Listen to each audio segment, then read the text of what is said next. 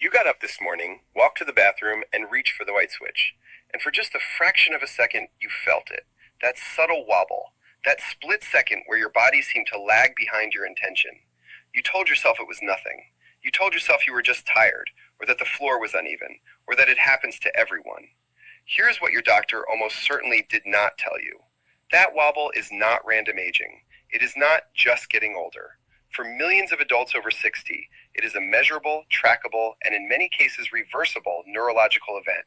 And the cause is hiding inside habits your doctor has never once questioned. A landmark study published in the Journal of the American Geriatric Society, tracking 11,372 adults over age 65 across a 7-year follow-up period, found that 68% of seniors who experienced a serious fall had at least one fully modifiable risk factor that had never been addressed in a clinical appointment. 68%. Today, I am going to walk you through 4 specific hidden reasons seniors lose their balance. And number 1 is something that happens inside your body every single morning before you even take a step. Stay with me. I'm Dr. Mark, a neurologist and clinical researcher with 34 years of experience treating adults with balance disorders, vestibular dysfunction, and age-related neurological decline.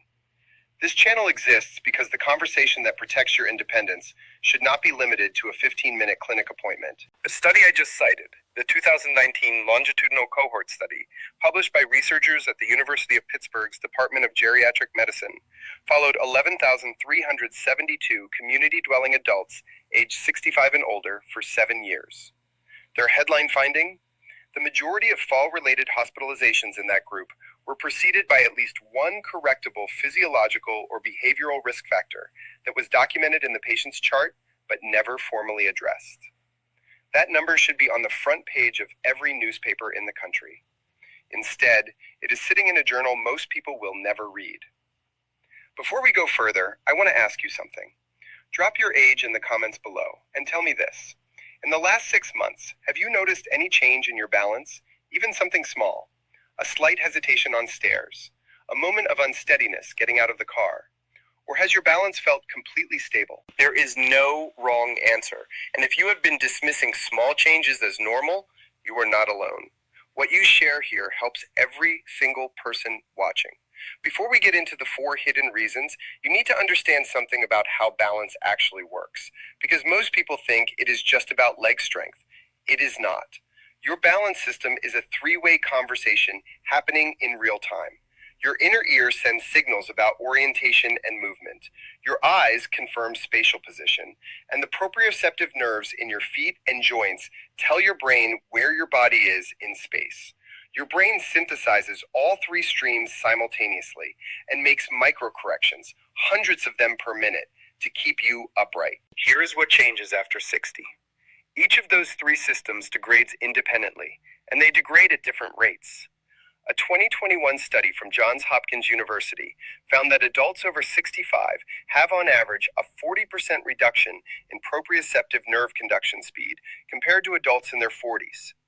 40%. That means the signal from your feet reaches your brain nearly half a second slower.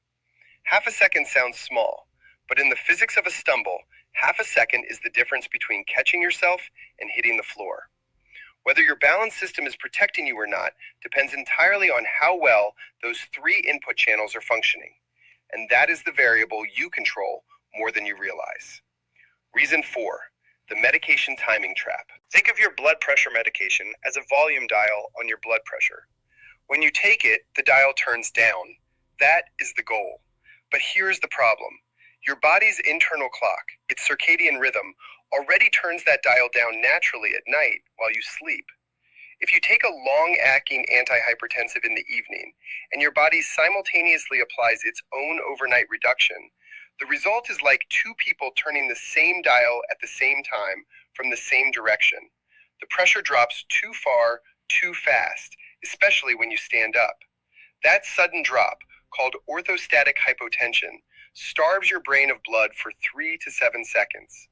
In those seconds, your balance system receives no reliable input. Your legs compensate. Often, they fail. Measurement. A 2020 study from the University of Groningen in the Netherlands followed 4,891 adults aged 65 and older who were taking antihypertensive medications. Those who took their primary dose within 2 hours of bedtime had a 44% higher rate of nighttime and early morning falls requiring medical attention compared to those who took their medication before noon. 44%. That is not a rounding error. That is a pattern. Anecdote. Margaret T., age 74, a retired postal worker from Flagstaff, Arizona, had been taking her blood pressure medication before bed for 6 years on the advice of a pharmacist who told her it would reduce her morning pressure spike. She began waking up to use the bathroom at night and catching herself against the wall. She assumed the house was simply dark and she was half asleep. Then one night she did not catch herself. She fractured her wrist on the bathroom tile. When we reviewed her ambulatory blood pressure monitoring data, her overnight diastolic pressure was dropping below 55 millimeters of mercury, well into a clinically dangerous range. We moved her dose to 8 a.m. Her nighttime readings stabilized within 3 weeks. I thought I was just clumsy, she told me. I had no idea my medication was pulling the floor out from under me. Solution. Pause. If you are taking a blood pressure medication and you currently take it in the evening or at bedtime, speak with your prescriber this week about moving your dose to the morning. The rule is not complicated. Your body already lowers its own pressure while you sleep. Do not add a second reduction on top of it. Print this rule and put it on your medicine cabinet if you need to.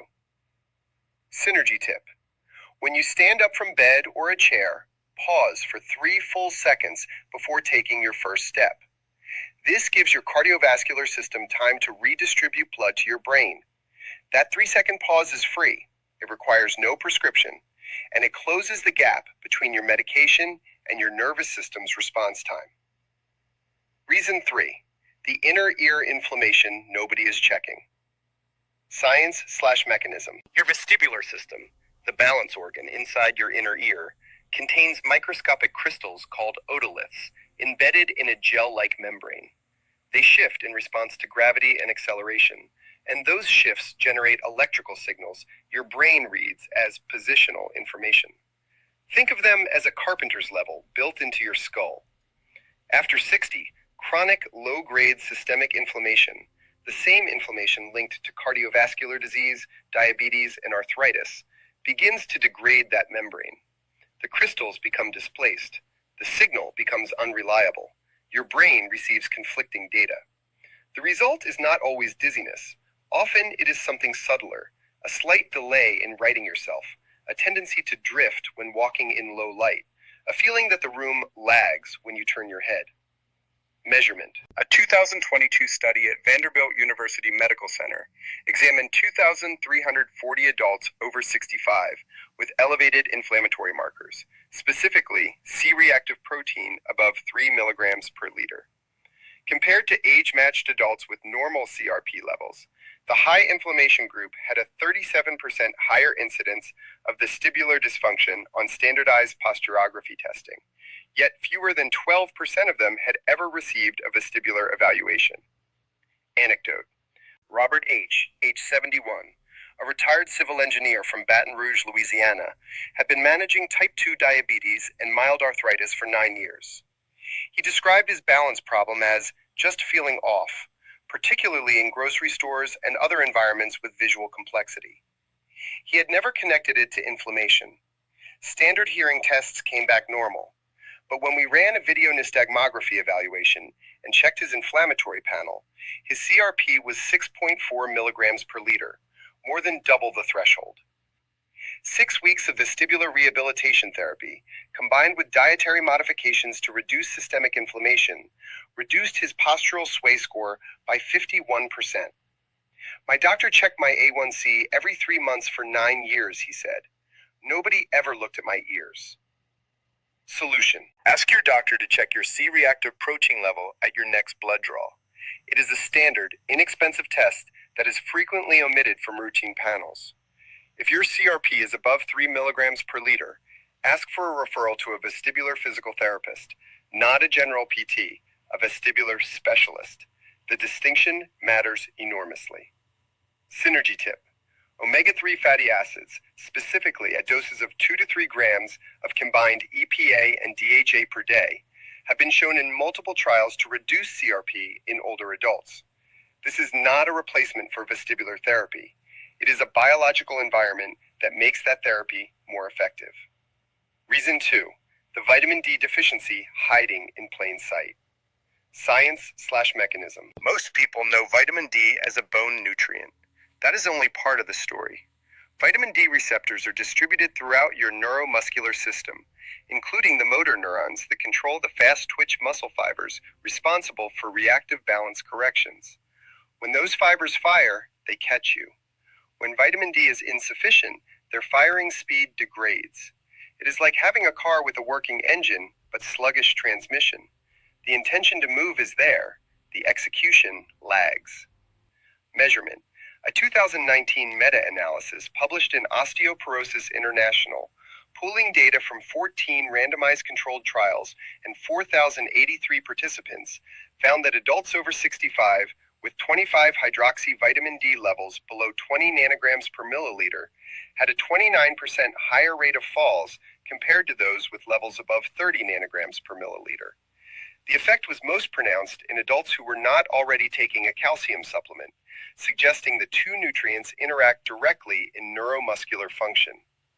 Anecdote. Carol W., age 69, a retired school librarian from Spokane, Washington, came to me after her third near fall in 2 months, each time on stairs.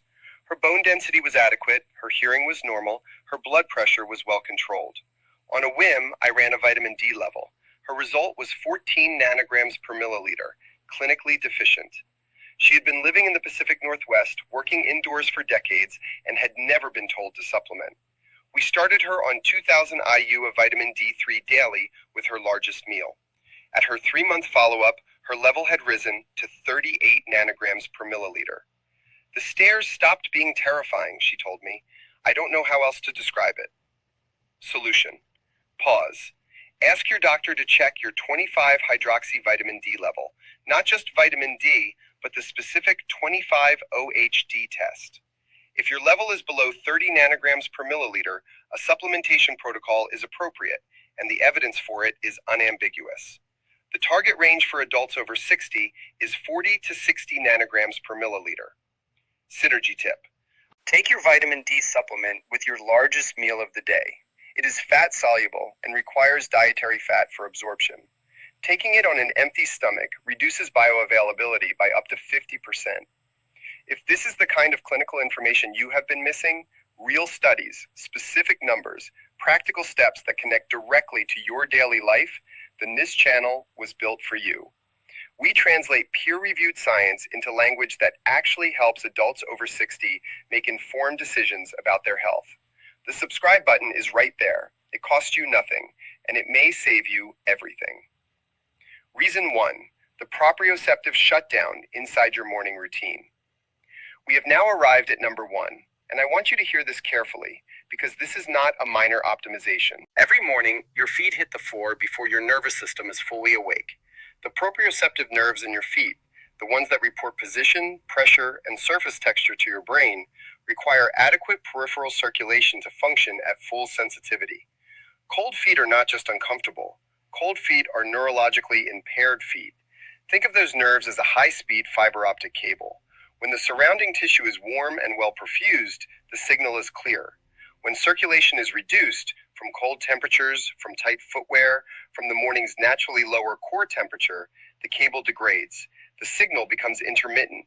Your brain receives incomplete positional data, and for the first 15 to 30 minutes after you stand up, you are navigating your environment with a partially offline balance system. Here is what makes this worse. The medication most associated with morning circulation reduction is one of the most commonly prescribed drugs in the world, a beta blocker. Beta blockers, which are prescribed for heart rate control, high blood pressure, and anxiety, reduce peripheral vascular tone, meaning less blood reaches your hands and feet, particularly in the morning hours when your body temperature is naturally lowest. Pause. This is not a reason to stop your beta blocker. It is a reason to understand what your body is doing for the first half hour after you get out of bed. and to structure your morning accordingly. A 2017 study from the Karolinska Institute in Stockholm followed 3,218 adults aged 65 and over who were taking beta blockers. Using wearable posturography sensors, researchers measured postural sway, a direct measure of balance stability, at 6 a.m., 8 a.m., 10 a.m., and 2 p.m. The 6 a.m. postural sway scores were, on average, 52% higher than the 2 p.m. scores in beta blocker users. Among adults who were also vitamin D deficient, combining reason 2 with reason 1, the 6 a.m. sway scores were 71% higher, 71% less stable, in the first 30 minutes of the day. A 2021 follow-up from the University of Melbourne tracked falls specifically in that morning window. Beta blocker users fell at a rate 3.4 times higher between 5:30 and 8 a.m. than at any other period of the day. Pause. 3.4 times, not 10% higher, 3.5 times more likely to fall in the first 2 hours of your day, and almost no one is told this. James L., age 77, a retired firefighter from Portland, Oregon, had been on metoprolol for atrial fibrillation for 4 years. He was fit. He exercised 3 times a week. He described himself as not the type to fall. Then, one February morning, he walked from his bedroom to the kitchen, a path he had walked 10,000 times, and went down without warning. No trip, no slip. His legs simply did not respond the way he expected. He broke his hip. 6 months of rehabilitation followed.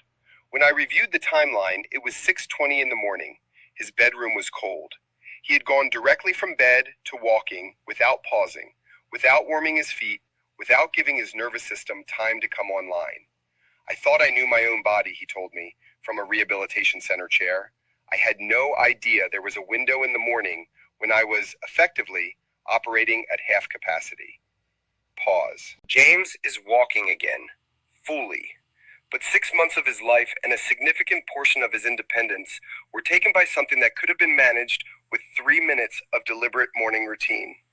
The protocol is clear. Before you stand up from bed, sit on the edge for 30 full seconds. Flex and extend your feet and ankles 5 times. This restores circulation to the proprioceptive nerves in your feet before they bear your weight. Put on footwear with a firm sole and adequate grip before you take your first step.